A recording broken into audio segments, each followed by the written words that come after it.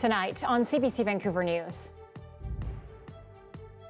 You can go up to the self-checkout and simply scan the barcode off nothing more than a picture of the back of the card. From gift card scams to stolen packages, as the cost of living rises, the warnings to do more to protect yourself this holiday season. I think that I don't have future in Hong Kong.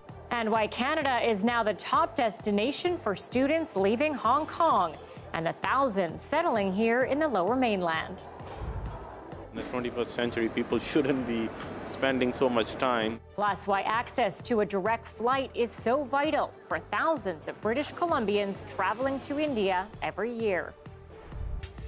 This is CBC Vancouver News.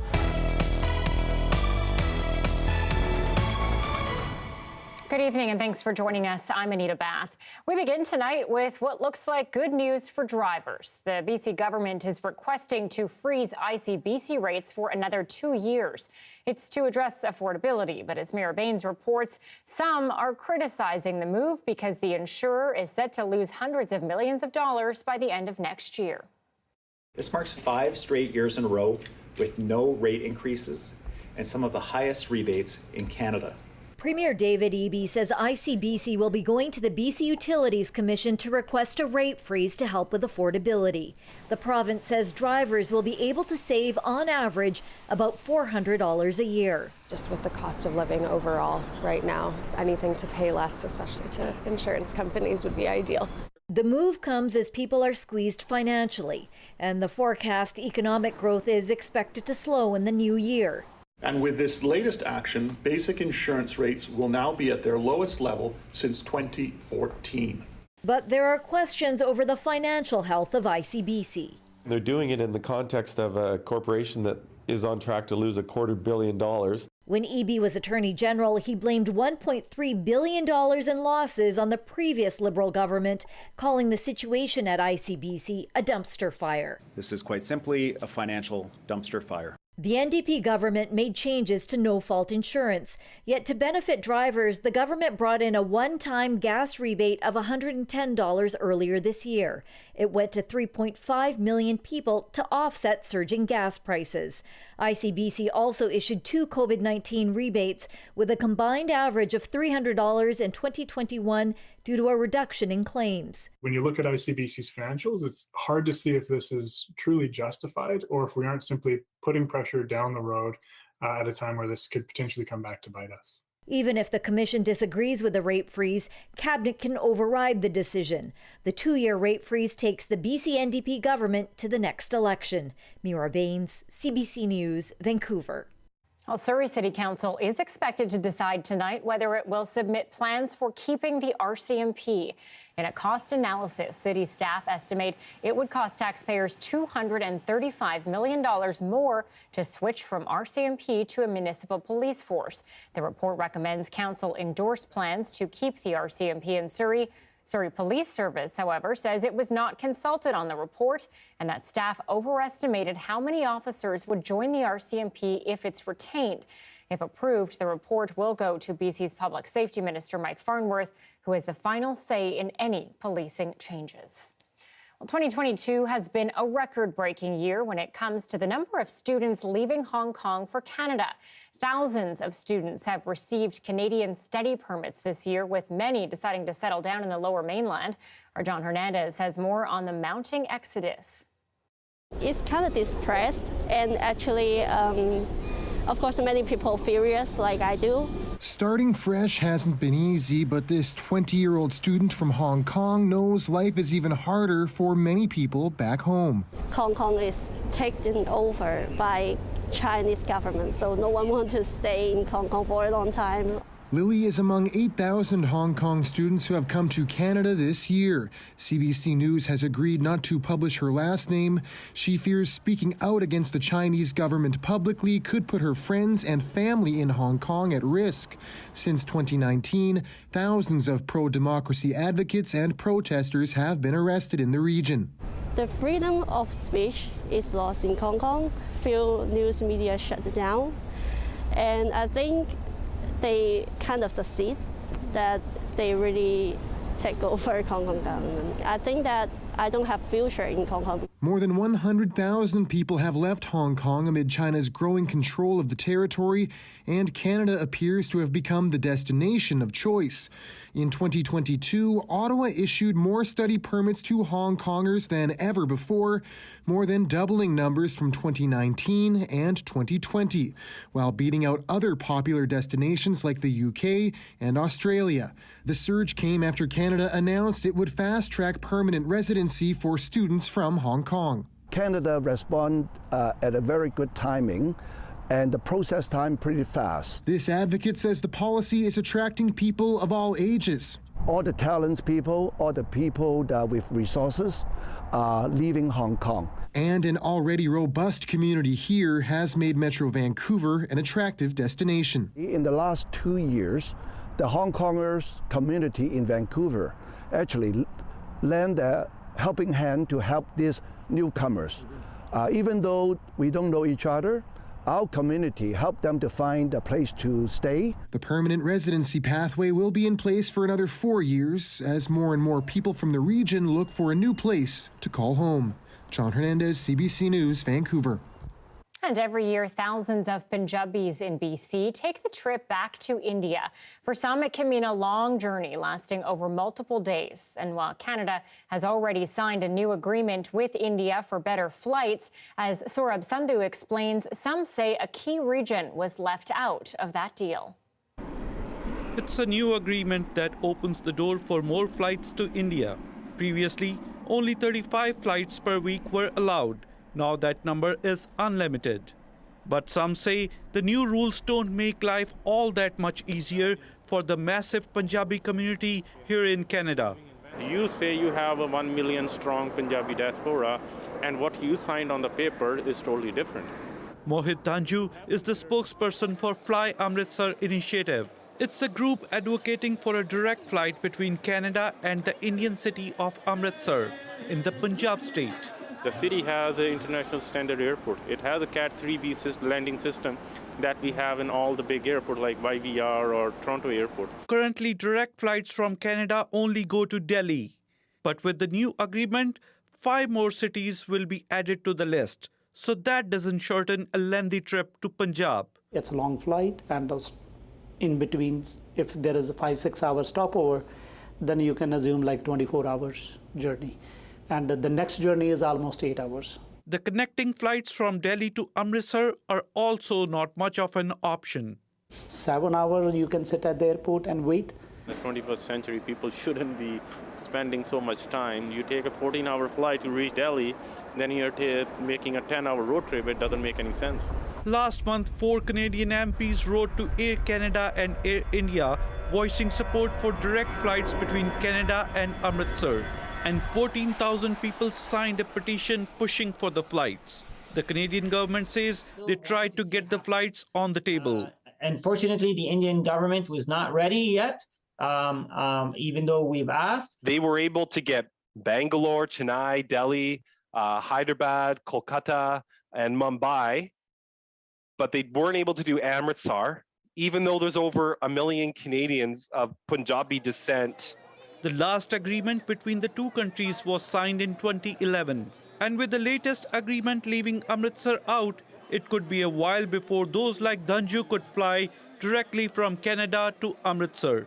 So imagine like the population people living in Vancouver has to drive all the time to Kelowna to take the flight. Saurabh Sandhu, CBC News, Vancouver. Well, Vancouver police are asking for help from the public in identifying a drowning victim. They have released video in hopes someone will come forward.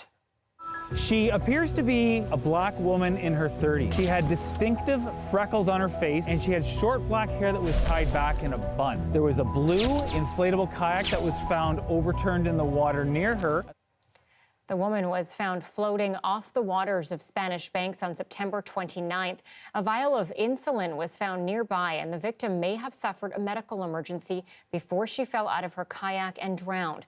Investigators believe the woman may have been a newcomer to the country or a traveler. Anyone with information can contact the VPD. And RCMP are offering $100,000 to anyone with information about the alleged attack at a coastal GasLink construction site earlier this year. Police say in the early hours of February 17th, an unidentified group of about 20 people attacked security guards and employees at the site. It's located 60 kilometers south of Houston, BC. Heavy construction equipment was also allegedly used by the attackers to cause millions in damage to other machinery. RCMP say no arrests have been made yet due to lack of evidence. I do hope that this reward will entice those individuals to come forward and fill in those missing pieces. There's been an incredible amount of work done to date, and that work will continue. The reward is for any information leading to the arrest and charges against an individual suspected of committing the crime. It's funded by the Independent Contractors and Businesses Association and Crime Stoppers. Okay, it's happened to me and quite possibly you. We are in porch pirate season and parcel theft is alive and well. New Westminster police are trying to tackle the problem now with a new bait package program. Frontline officers collaborating with community members will strategically place bait packages on doorsteps and in mailbox around the city. Each package contains technology that will help police find anyone who attempts to steal a package. As you can see behind me, I have a whole table of packages behind us here. These are not bait packages. However, a bait package could take on any appearance. They could be a large cardboard box, they could be a bubble mailer, they could be an envelope. The effort behind this is to help us identify and arrest package thieves. New Westminster police say that they will continue to use the bait packages year-round after the holiday season. And that's not the only issue with theft going around. A warning tonight to be careful if buying gift cards this holiday season. As one shopper in Surrey found out, you may be in for an unpleasant surprise. Philip de Montigny has more on some scams you should know about. These 2 Walmart gift cards totaled $700 when Kevin Wilson received them as part of a Black Friday promotion. Now, they're just about empty. You can see there's 27 cents. One had been spent in Richmond, BC, a nearby Vancouver suburb, the other in Mississauga, Ontario. I was in shock. I mean, the cards hadn't left my, possession. Wilson tried to figure out what happened and discovered this security flaw. You can go up to the self-checkout and simply scan the barcode off nothing more than a picture of the back of the card. We put it to the test. First, we snapped a picture of a gift card, then loaded it up with $5. At checkout, we scanned our purchase and the picture of the gift card barcode. Et voila, transaction complete. What's more is the printed receipt gives you the remaining balance on the gift card. Walmart tells CBC News it's now looking into this. Being an ex-police officer, I've sure dealt with my, many scammers. Nichelle Loss recently discovered another kind of scam, where a thin barcode sticker is applied on a different retailer's gift card. When you lift it, you can definitely see that it's different. And had the transaction gone through, I would have loaded $100 on a fake LCBO card that the person at home is going, yeah, and they're gonna go spend that. And meanwhile, I've bought essentially an empty PlayStation $100 card. And boom, you got your barcode. This cybersecurity expert says this type of scam is easy to do and hard to track. He says retailers need to be more vigilant. Maybe keep the gift cards behind the counter. Inspect the gift cards on a daily basis when you're making your rounds to ensure that there was no tamperings. Between January and September, the Canadian Anti-Fraud Centre has received more than 1,000 complaints related to gift cards and prepaid credit cards, totaling close to $3 million in losses. A number experts say is underreported and likely to spike this holiday season. Philippe de Montigny, CBC News, Toronto. BC Ferries says it's gearing up for holiday traffic, adding more sailings to accommodate the demand. From December 22nd to January 2nd, more than 150 new sailings will be added on routes that include the Lower Mainland to and from Vancouver Island and the Sunshine Coast. The corporation says most popular travel dates for those routes are December 23rd, 26th, and 27th. So travelers are urged to book in advance, arrive early, and expect delays. And in time for the holiday travel season, YVR is expanding one of its programs designed to get you through security faster. Passengers traveling within Canada can now use YVR Express. It allows you to book a time to enter security, potentially avoiding long wait times. Now, previously, this was only in place for flights to the U.S. It's not currently offered for international trips. You can book with YVR Express up to 72 hours before your flight.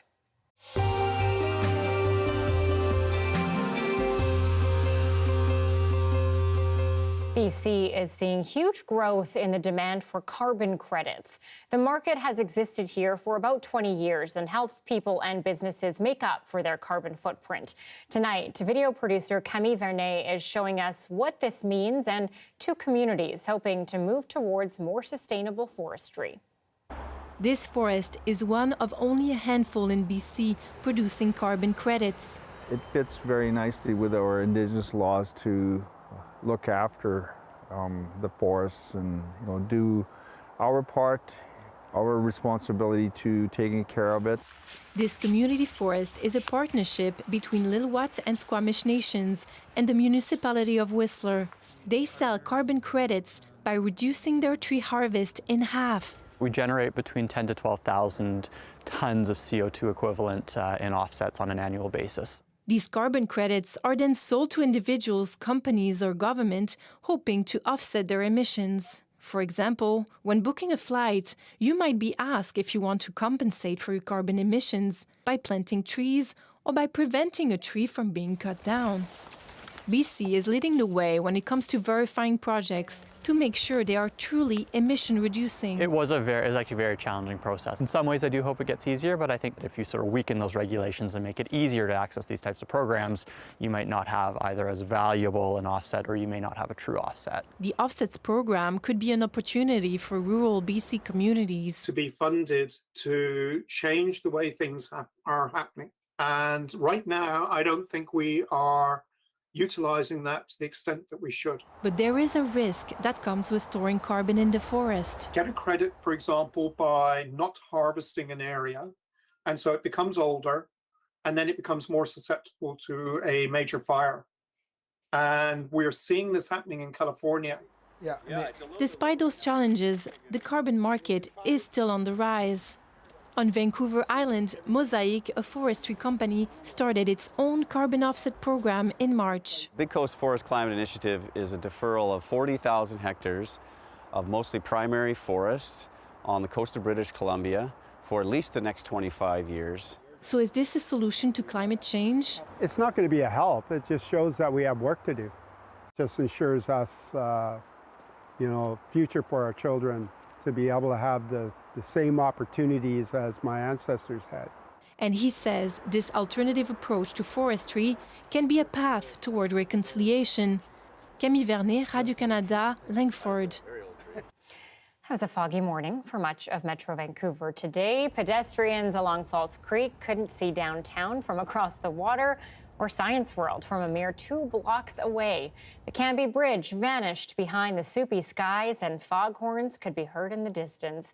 Given how close it is to the holidays, it looked like maybe even Monday itself had a hard time getting out of bed. But the fog did not stick around too long. Most of it was cooked off by the sun before noon. Of course, this is when we bring in meteorologist Wagstaff. Yeah, you know this. I mean, I love to wake up to a good foggy morning, get cozy in the blanket. I was just going to say, we don't like to get out and face the day, just kind of observe it from under the blankets when it's like that. Beautiful pictures, though. And you know what?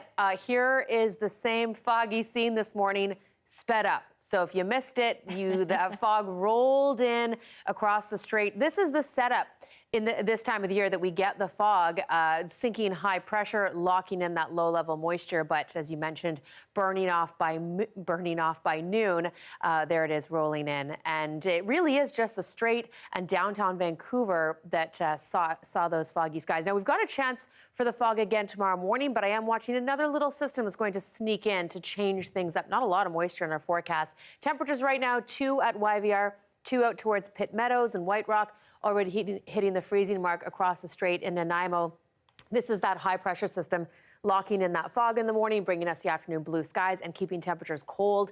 This cold front is what I'm watching over the next 24 hours. As it slides down the coast, it's going to bring big winds to places like Prince Rupert. By the time it gets to Vancouver tomorrow afternoon, I think all we've got is some increasing cloud. It's really weakening as it heads towards us. So a -2 to start your Tuesday. It's going to be slippery on the roads and sidewalks. Increasing cloud as we head into the afternoon after we get through some patchy fog. And then, Anita, that's kind of it for the next couple of days. But I do have a system I'm watching for Saturday, so I'll be back. Okay, and you know we're going to bug you about a white Christmas, but I'll hold off for today. I'll be ready. Thanks, Joe. You're welcome. A sunken ship carrying up to $10 million worth of gold is being salvaged from the Juan de Fuca Strait almost 150 years after it sank. I've known about this ship for about 40 years, so since basically the time I was in high school, and I always thought that someone else would, find it and do something with it before I did.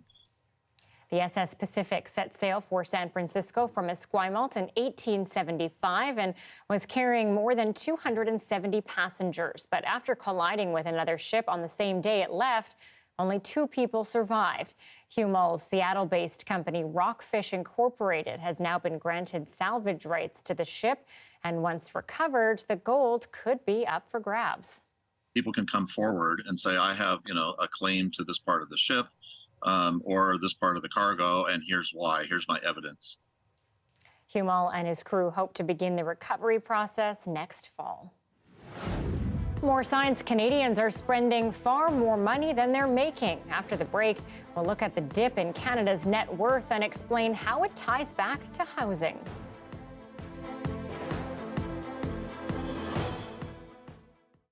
Thanks for watching our commercial-free live stream tonight. For the past 6 years, a group of students in Alberta have been working on sustainable projects. So far, they've built a wind turbine, a biofuel reactor, a solar-powered golf cart. Now they're converting an old school bus into a net-zero tiny home. It's a quiet winter day on the snow-covered streets of Mirnam, a village of just over 300 people.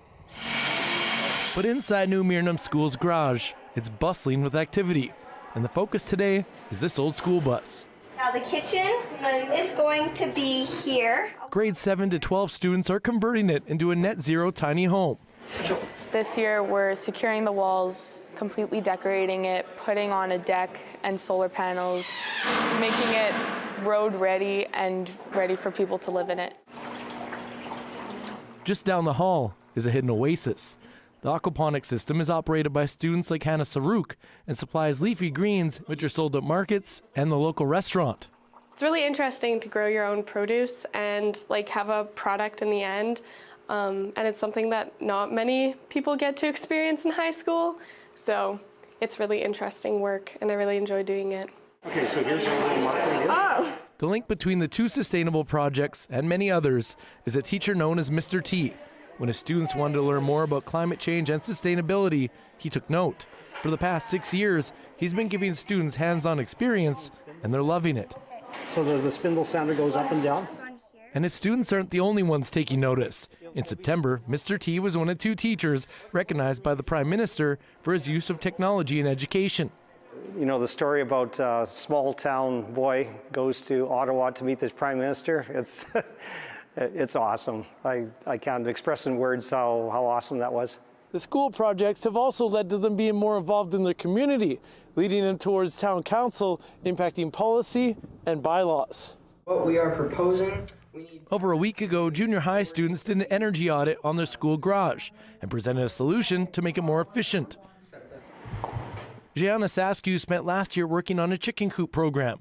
When she and other students presented their findings to council, the village changed its bylaw to allow backyard chickens. That was really amazing to see that just a small project that started out had that impact in the town. And the village's mayor says the students' projects have encouraged residents to make their own changes. The power bill, growing half flowers, half vegetables, recycling centers we're trying to set up. It's made a big impact with making people realize what we could be here, what we could do. We have our team net zero. Quite a legacy for a small town teacher. But like the best teachers often do, he defers credit to the students. I really believe that we empower these young students, and they're going to turn into our leaders. Travis McEwen, CBC News, Mirnam.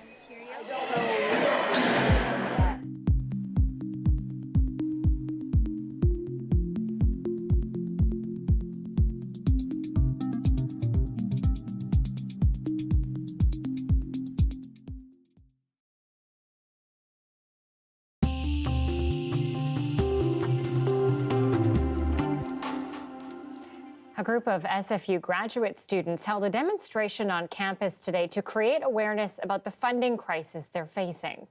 We got the power! What kind of power? Student power! In order to attract the best graduate students, the university offers scholarships for graduates to cover their basic costs. But according to the demonstrations, the current funding model does not take into account the rise in the cost of living. They now want the university to give them a minimum annual stipend of $32,000 after their tuition deductions. Graduate student funding has been stagnant for about 2 decades now, and any increases have been basically offset by rising tuition costs. So we've talked to a lot of students who are having to take 2, 3 jobs either on campus or outside of campus just to pursue their studies. The students say the current funding ranges for each department. Some departments give as little as $14,000, while others offer up to $27,000. They want all graduate students to be given the same amount so they can be treated equally and fairly. Well, bleak picture today from Stats Canada about people's finances. As Scott Peterson reports, there's a big rise in the Canadian households when it comes to the amount of debt owed relative to income. This new report from Stats Canada this morning really shows that people's paychecks are not keeping up with their debt levels, not keeping up with rising prices, and also that we're seeing a decline in our national net worth. For example, our national net worth fell in the last quarter 3.3%, $17.2 trillion, and quarter over quarter. That's the fastest drop going back all the way to the financial crisis in 2008. Also, the prices that Canadians get for natural resources, whether it's minerals or oil, down 13%. That hurts the bottom line of many Canadians. But it's the housing price is really responsible for our national net worth declining. The total value of residential real estate in a quarter fell 3.4% to $8.4 trillion. And clearly, higher mortgage costs are scaring away a lot of buyers from this real estate market. Hence, we're seeing the prices to the downside for the last year. And another important metric here is household debt levels. Our income versus our debt load is at 183%. In plain English, what that means is for every dollar of disposable income, we have $1.83 now in debt, and that's up over the last couple of quarters. In fact, it's flirting with highs that we have not seen since 2018 when it was at $1.84. But clearly this report out this morning shows that Canadians are struggling making ends meet from month to month, and as a result are loading up on their debt levels. And it doesn't help that we're seeing a decline in our national net worth in regards to our real estate prices as well. Scott Peterson, CBC News, Toronto. And with the cost of groceries increasing due to inflation, one Port Coquitlam mother is speaking out about the pains her family and others are feeling. Ingrid Benavides says she used to spend $250 on groceries per week. Now she says that cost has doubled. Well, it is being, it is very challenging. Like it's a daily type of struggle we're actually having. It's from shopping from one store and now shopping from 4 different stores, to be able to find the better prices, to cutting, some regular food that we used to have. So something that we normally do is like when I buy something, that isn't regular in the shopping list and I see there's a sale for it, I buy like 3, of the same item. For example, like granola bars that we usually eat, if I see they're on sale for like $4 less, I will at least buy 2 or 3. I know sometimes it's hard, but in the long run, it kind of makes more sense. So I kind of like, okay, so probably I won't take this today, eat something else, but I will take whatever is on sale to make it, worth it. Yeah, and this is what we're hearing from a lot of families as the cost of living rises, and experts are predicting it's only going to get worse. Okay, to international news now. Iran has hanged another person associated with the ongoing protests against the regime. As Abby Kugadassan reports, this time it's a man convicted of stabbing 2 members of a group that is cracking down on demonstrations. On Monday morning, Majid Rezhauranavard's family received a phone call informing them he had been executed and buried. He was only arrested 23 days ago for allegedly killing 2 members of the security forces. The 23-year-old was convicted and sentenced to death, but these tribunals are held behind closed doors. The defendants can't choose their own lawyer and often aren't made aware of the evidence against them. Last week, Mohsen Shekari was the first known person linked to pro-democracy demonstrations to be hanged. I had a long conversation with the Foreign Affairs Minister of Iran, talk about this execution. I expressed the concern of the European Union, the condemnation, and the sanctions that are going to be taken today. Amnesty International says at least a dozen people have now been sentenced to death. Iranian human rights advocates believe more than 18,000 people have been detained since the popular uprisings began nearly 3 months ago. Azadeh Pourzand is a human rights researcher and says the regime will look to target some protesters. Most of the executions that we're going to see are going to be from the more marginalized groups, from the minority groups, the less affluent groups, and the less well-known individuals who are behind bars. We're worried about thousands of people that we don't know enough about. She says even for the Islamic Republic, which has executed its own citizens for years, the 2 hangings in the last few days are a new low. Iran is one of the world leaders in state-sanctioned killings, and there is grave concern about what the regime will do as it faces the most serious challenge to its rule since the 1979 revolution. Abby Kugadassan, CBC News, London. Steer? There you go. Well, the streets might be clear in cities across the Lower Mainland, but a quick look at the mountains shows snow, snow, and more snow. Up next, we take you to higher elevations for a winter driving lesson.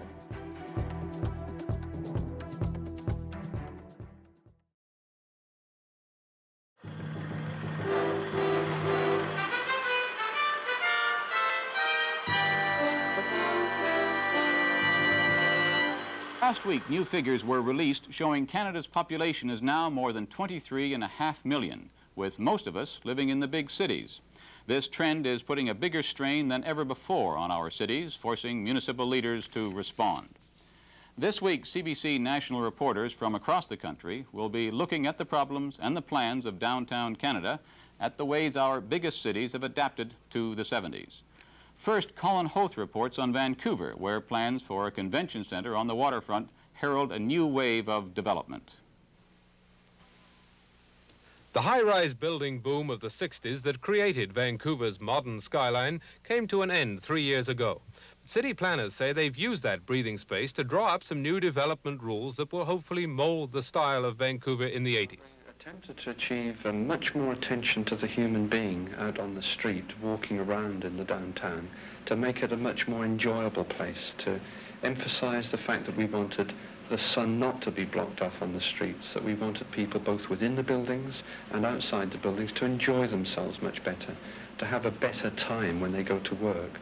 Ranging from examples that we give people bonuses for providing health facilities, lunchrooms, and other social recreation facilities within buildings, and we give them bonuses for doing a good development that's neighbourly with the rest of the buildings on the street and provides sunlit places for the brown bag people to be able to sit in the lunch hour and enjoy the passing traffic.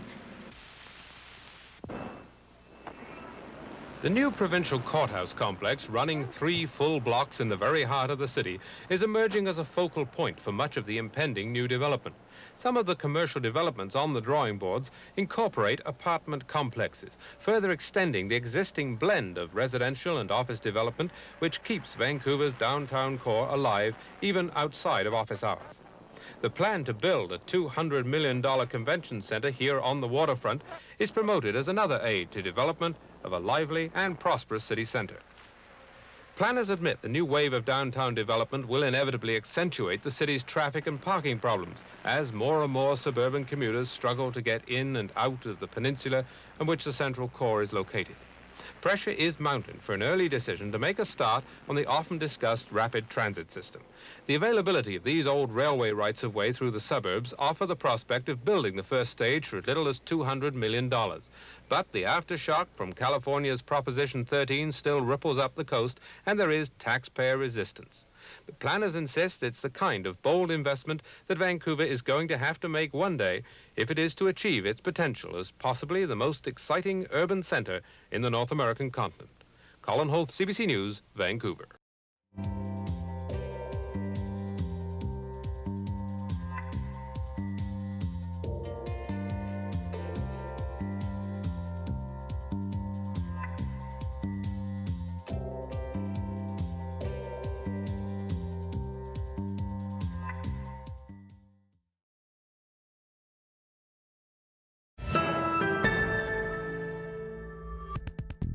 Well, we've had quite the taste of winter weather already in the Lower Mainland, and while the snowy streets are a normal sight for many people in different parts of BC, things sort of shut down in the urban centres. So what happens if we get it again? We sent our Leanne Young out up to the mountains to get some tips on winter driving.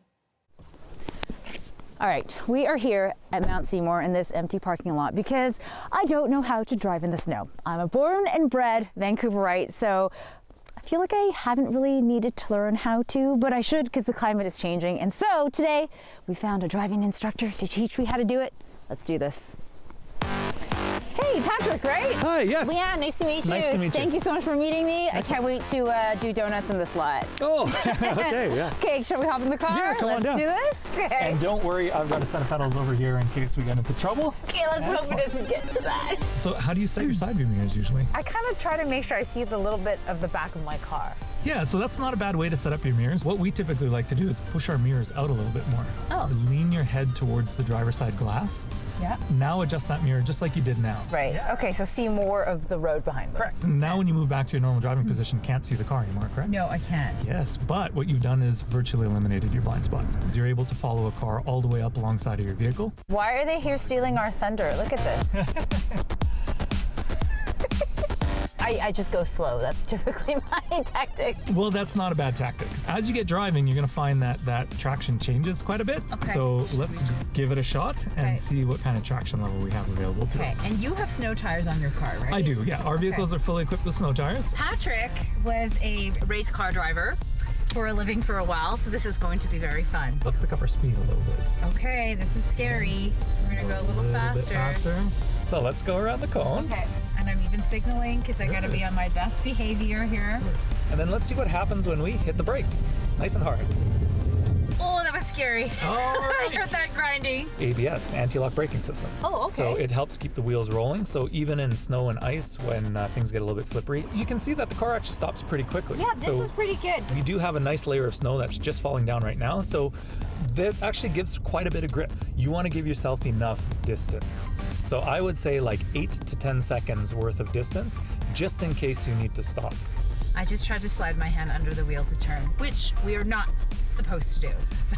That's right. It puts your hand in a funny position. And if we were to strike something and the airbag were to deploy, your arm's not in a great position. Another tip that I have for folks is to work with your hands at 9 and 3. So by keeping our hands at 9 and 3, this allows us to do the steering input that we need to. And when we get into doing those little slides, it gives us control over the vehicle.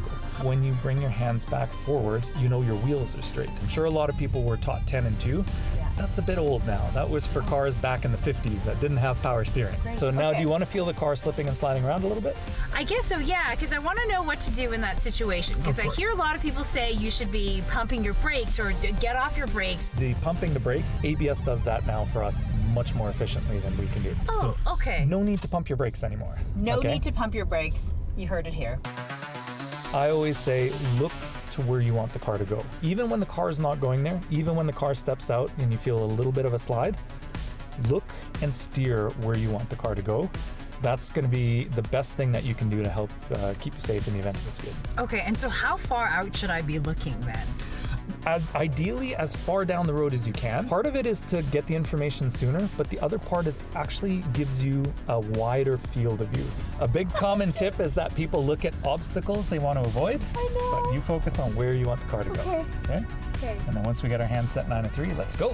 Oh, so you're feeling some slipping and sliding there? Keep the throttle on, keep going, keep going. Excellent. Oh my God, okay, yes, and I'm then, definitely feeling some sliding. okay, so how did that feel? I could definitely feel the car, you know, swerving a bit, both in the back and in the front. For sure. Especially as we picked up speed. Easing off the gas. That's the first thing that we do, gets weight back on. And then if that's not working well enough, we actually go to the brake. Nothing wrong with using the brakes. It's when you combine brakes with a whole lot of steering that becomes a problem. Okay, big lots of gas. There's the back of the car. Now we just want to look and steer. We are just, I don't even know where we're going here. This time when the back of the car goes, we're gonna look at the porta potty. Okay. And we're gonna use that as our focal point, and we're gonna try to what's called counter steer, or steer in the opposite direction. So let's get ready, and now let's jump on the gas.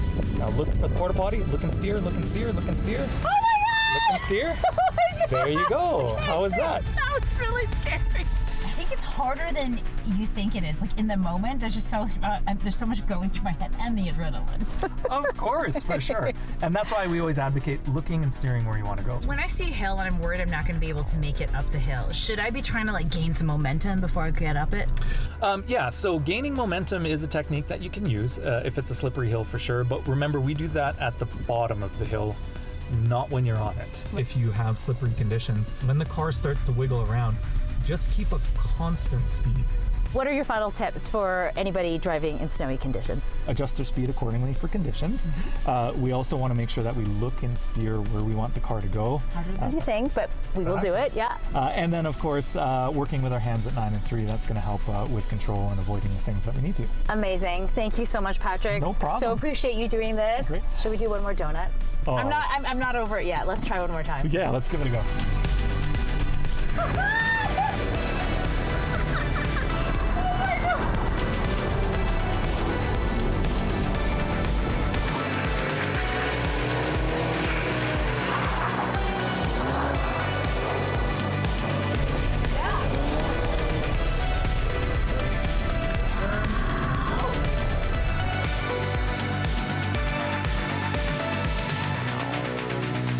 I'm ready for F1. Here we go.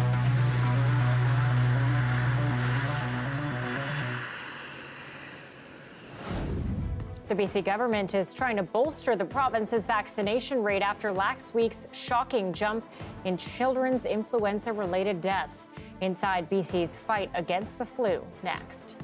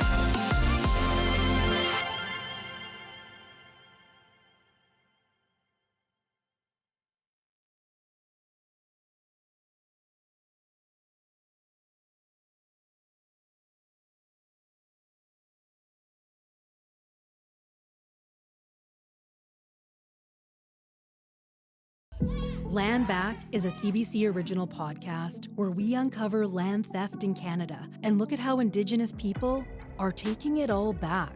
Land Back is out now on CBC Listen or wherever you get your podcasts.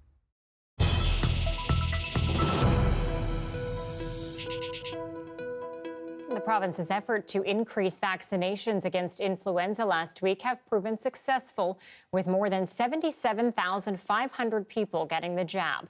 More than half of those vaccines were administered during the weekend when health authorities across BC participated in a vaccine walk-in clinic blitz. This was in an effort to encourage families, especially those with young children, to get a shot before the holidays. There's a real opportunity here in advance of people going away for holidays or having people come for holidays to get vaccinated. There's going to be more opportunities this week. We're continuing to push drop-ins. We're going to do more this coming weekend. So we encourage parents to vaccinate their children and everyone else to get vaccinated against influenza as well. Thanks to the weekend blitz, around 30% of British Columbians over the age of 6 months have now received the flu vaccine. Joel Ballard spoke to some parents in Langley. A steady stream of families file into this vaccination clinic. We got 3 kids at home, so yeah, they get sick all the time, so we just want to make sure we're protected against the flu.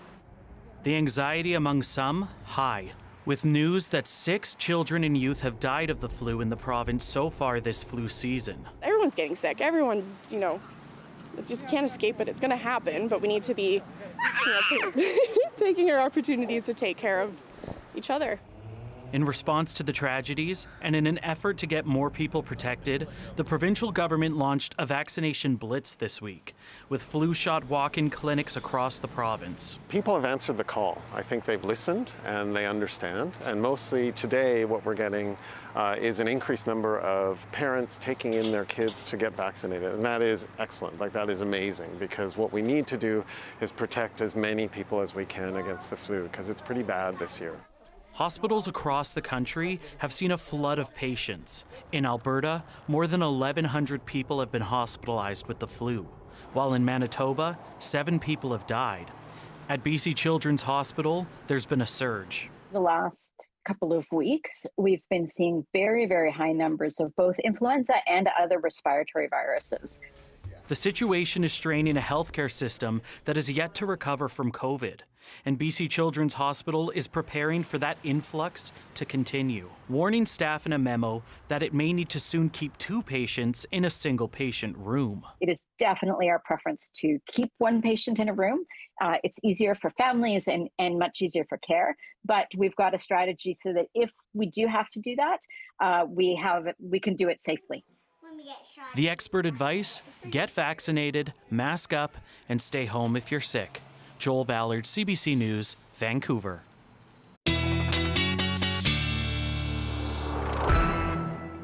Meteorologist Kuljeet staff is here. And Joe, I learned something new over the weekend. Let's hear it. As someone who's lived in the Metro Vancouver my whole life, I didn't know there were different kinds of snow. So I'm trying to make a snowball up on the mountain at Sun Peaks. Oh. And it's falling apart. I immediately know where you went wrong. Yes, you're dealing with the light, fluffy snow of the interior. Yes, you really know the wet, soggy or icy snow of the South Coast. That's all I've ever known. Who knew? There are a lot of different types of snow. One day, Anita, will go down the rabbit hole of snow-water equivalent ratios. The light, fluffy stuff is actually my favorite, even though you can't make the snowballs. I did enjoy it, yeah. We are going to get all of it across the province at some point, but we are kind of in a bit of a snow deficit still following that big drought from the summer through the fall. We're still seeing the repercussions. We really haven't caught up. And I don't see a ton of it in the next sort of 5 to 10 days, but we are getting some. A lot of snow falling on the other coast of the country. Just wanted to show you a couple of systems. 20 to 40 centimeters tonight for Cape Breton and PEI. That's their first blast of winter. And look, as I take you through the next 3 days, there's 5 to 6 different provinces getting 30 centimeters of snow across the province. We'll see some snow up in the northwest of BC. We'll see about 30 centimeters in northwestern sections, Regina through Winnipeg, northern Ontario, and then Atlantic Canada getting that 30 centimeter mark. Something to watch for if you have friends and family with blizzard conditions. This is a system bringing the snow up towards Fort Nelson, but for everyone else, it's not a huge blast. Prince George, couple centimeters tonight. You might see some flurries in the Okanagan and for Sun Peaks through the evening hour, but high pressure really building back in, so that weakening cold front not bringing much to BC, and we still need it. Going back to the clear for the next couple of days, this is the system I'm watching on Saturday. This cold front could bring a snowy, rainy mix to the south coast, lots of snow to the interior, and then a big drop in temperatures for next week. So just laying that out for you, increasing clouds tomorrow, but I don't think we'll get any precip. Back to cold but clear for the next 3 days, and then Saturday, Sunday, we're going to have to watch that closely, but one thing's for sure, it's not going to be the light, fluffy stuff, Anita. Thanks. And now we all know how to drive, thanks to Leanne, too. That was amazing. That was amazing. Thanks, Joe. You're welcome.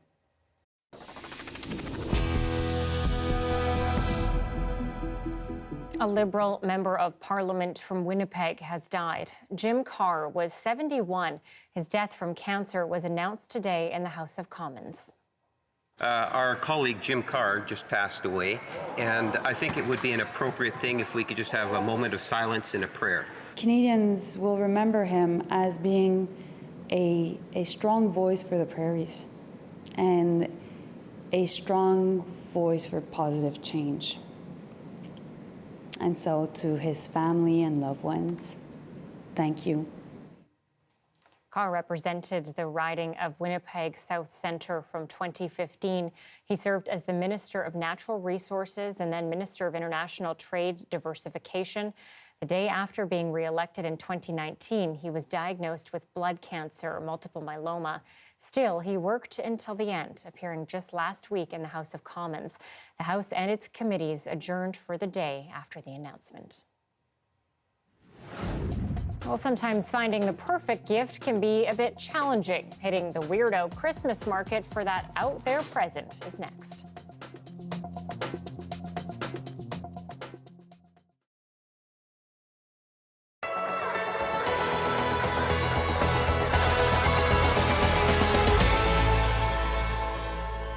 A food delivery app that donated a portion of sales to local organizations in need. It's what Jubzi was built on. But in a Facebook post, founder Thanos Sakantis says the app has had its final days. I got some terrible news that I got to share with you. Unfortunately, we had to stop Jubzi. Challenges finding drivers due to high gas prices is what led to Jubzi's demise, according to Sakantis' social media post. A Jubzi driver previously told CBC News that they didn't make minimum wage, but were paid for each order they delivered.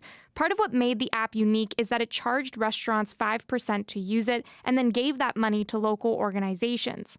Over the last 2 years, orders from customers led to $200,000 worth of donations to community organizations like the Downtown Mission, the Hospice of Windsor-Essex, and Learning Disabilities Association of Windsor-Essex. Dozens of local food businesses were on the app, including Chicho's Sandwich Shop. The owners, who are friends with Sakantis, say it was helpful during the pandemic. Jubzi was there when people, were not able to come to the restaurant. Majeli Galevsky says apps like Uber Eats and Skip the Dishes make about 20 to 30% of profit off of the items they sell. As a result, they had to raise their prices on those apps, but not with Jubzi. When we found out that 5% was going to a local charity, we thought that was a great idea, and we thought that we wanted to do something for the community. Some days, Majeli Galevsky says they would get up to 10 orders from the app, but in recent months, they were down to about 1. If they can come back, I would really, really like to see that particular app come back, not just for business-wise, but to help our community. Jennifer LaGrassa, CBC News, Windsor.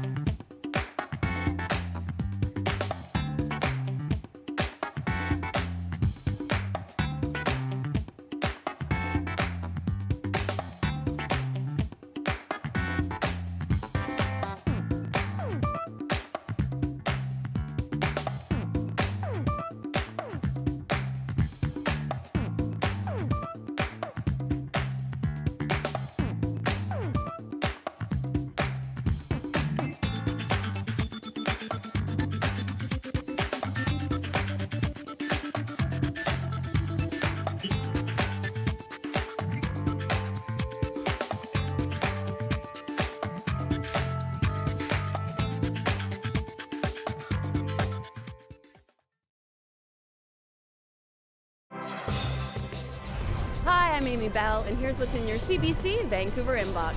Stream holiday episodes of your favorite CBC shows like The Great Canadian Baking Show and other festive films on demand on CBC Gem. Check it out at gem.cbc.ca. And never miss a special programming series, event, or contest. Subscribe to CBC Vancouver's e-newsletter at cbc.ca/Vancouver inbox and keep connected with us.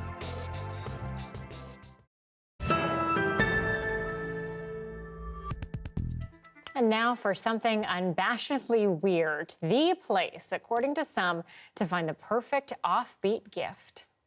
So something special, something weird, something silly, something funny. Vancouver's Weirdos Holiday Market is back and promises to be a destination for one-of-a-kind items. Featuring 40 artisans, the market showcases quirky clothing, eclectic art, and items you probably didn't even know existed.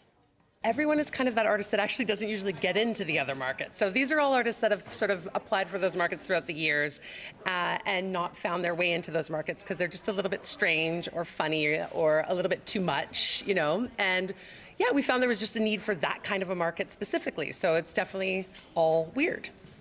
You can find the market at the Russian Hall in Strathcona next weekend. Okay, the next time you're on the SkyTrain, you might find your image immortalized as art. Nishant Jain, known as the Sneaky Artist, is quietly sketching people aboard trains all month. He's TransLink's artist in residence this month, and he's hoping his art will draw people out of their bubbles and revitalize a sense of community. Sneaky art is just me walking around cities, looking at the different things that people do and trying to find some moments of beauty in all the madness of urban life.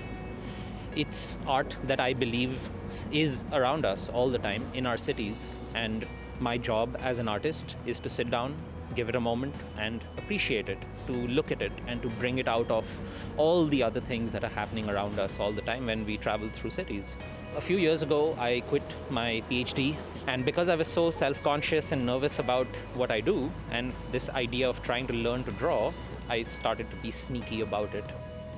So I moved to Vancouver almost 2 years ago, and I love public transport. I love drawing on the trains, on the buses, and someone on TransLink noticed my drawings because I think I tagged them on social media, and then they reached out with this idea for a residency that they're doing with musicians and other visual artists.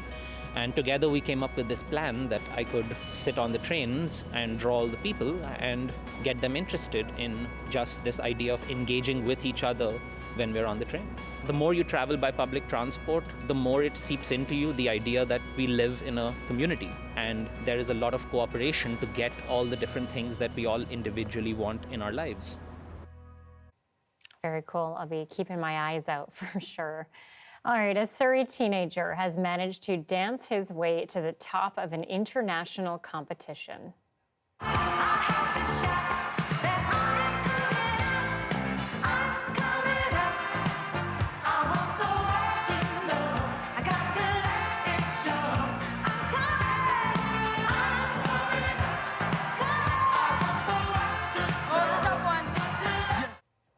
Hamuza Bazira goes by the stage name Hamuza.